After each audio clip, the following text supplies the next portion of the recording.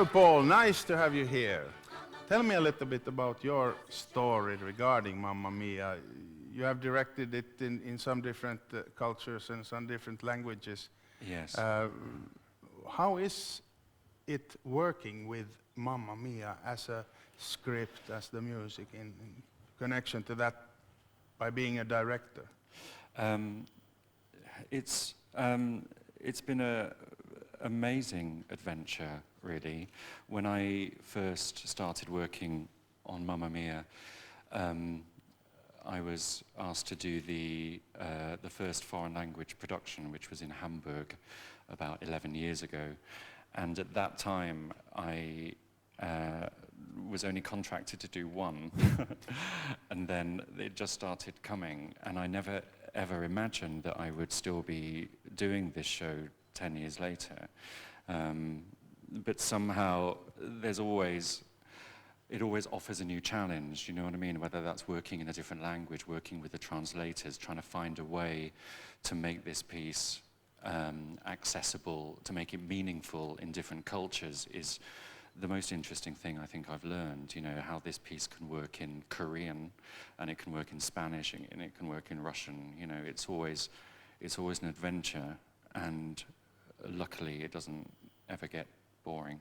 Have you ever had any difficulty sort of finding a connection between the local people in different language areas, you know, setting themselves into living as a mother and a daughter on a Greek island? Yeah, sometimes. I mean, a couple of years ago we did the first major musical, I suppose, in China that had ever been done in Mandarin. And that was a fascinating experience because I don't think any of the cast had ever been to a Greek island or knew what that might feel like. So to kind of get them to explore that world was kind of fascinating.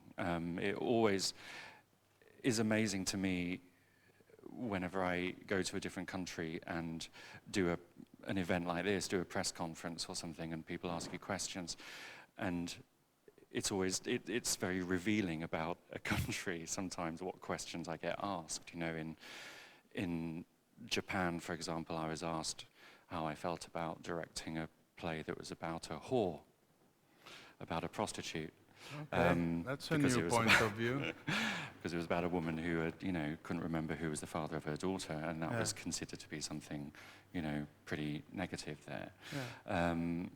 And then it's interesting where the emphasis is. You know, the play is about many things. It's about mothers and daughters, it's about families, it's about searching for your family. It's also about friendship. Friendship is at the heart of it, and especially friendship between women.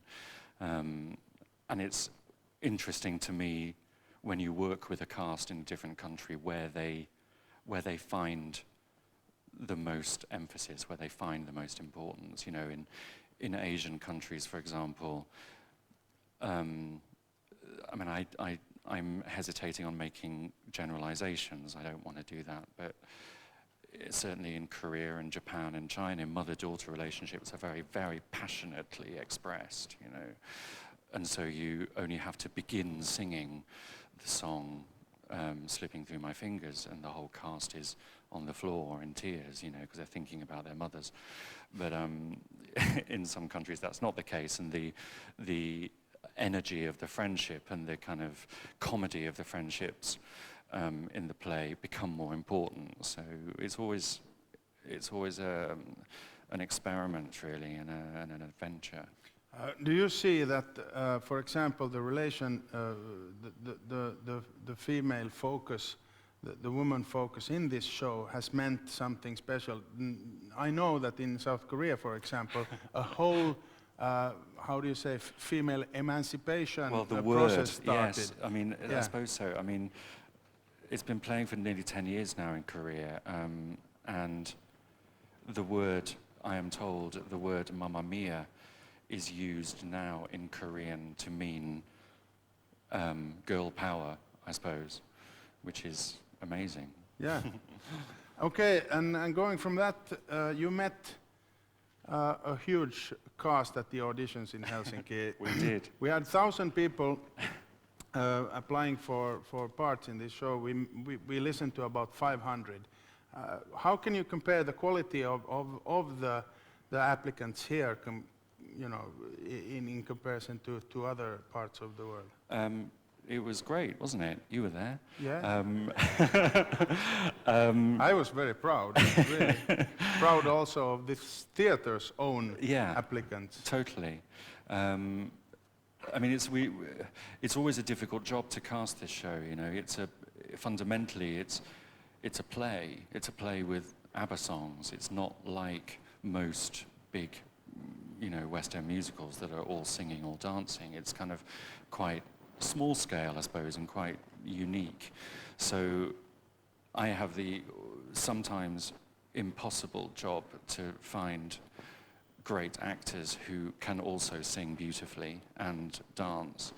But my focus is usually on finding the actor for the part, because there's so much spoken text and the characters in the play have to be totally believable. We have to recognize them.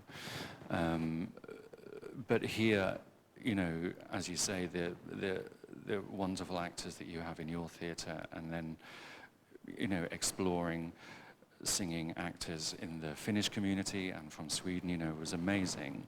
What I always personally really enjoy, that very specific vocal quality that, when Scandinavian, Nordic people sing ABBA songs, it just really makes sense. At the time that it was a big argument, really, a big decision whether or not we should translate the ABBA songs into another language, and it became this huge controversy in Germany, and I think there were public arguments about it, and but we decided to do it, and I felt very strongly that the way the songs work with the dialogue in the show, it would be very strange if there was a dialogue scene in German and then they suddenly went into an English song. So we made the decision to translate it, and we were very nervous on the first night. We didn't know what people were going to say, but luckily it went very well, and ever since we've made that decision to translate the songs into whatever language we're working in. So that's always a fascinating part of the process, really, and amazing when you put the show in front of an audience that they think they know these songs in English, but then when they hear them in their own language, they really connect with them and they really feel them. So I'm really glad we did that, and we'll be doing it here, obviously.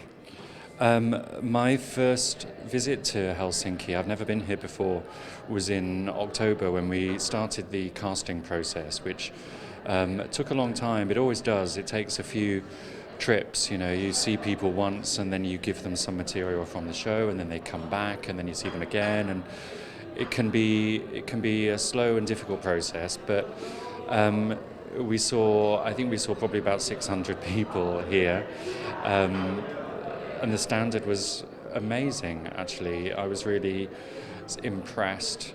We're not looking mainly for singers, we're looking for people who can really act well and people who have a connection with the character they're playing.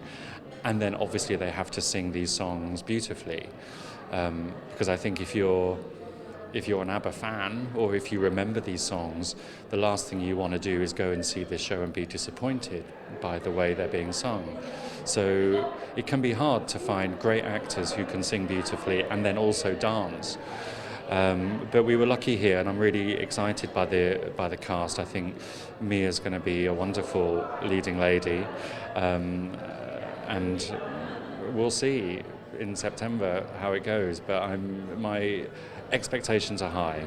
As I say, I've never been here before. I spent a lot of time in Stockholm and Oslo and Copenhagen, but never Finland. So whenever I've been here in October and before Christmas, we were so busy with the casting, I didn't really get to explore, but I'm hoping that in August, when the weather's beautiful, I mean it's beautiful today, but when it's really beautiful, then I will be out on a boat somewhere when I'm not rehearsing. And my favourite ABBA song is Super Trooper,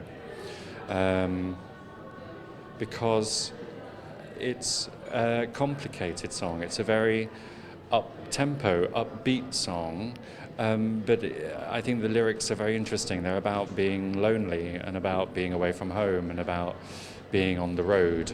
I spend a lot of my life away from home and on the road, and whenever I hear that song in the show, I always kind of really connect with it, and I love Super Trooper. Mamma mia.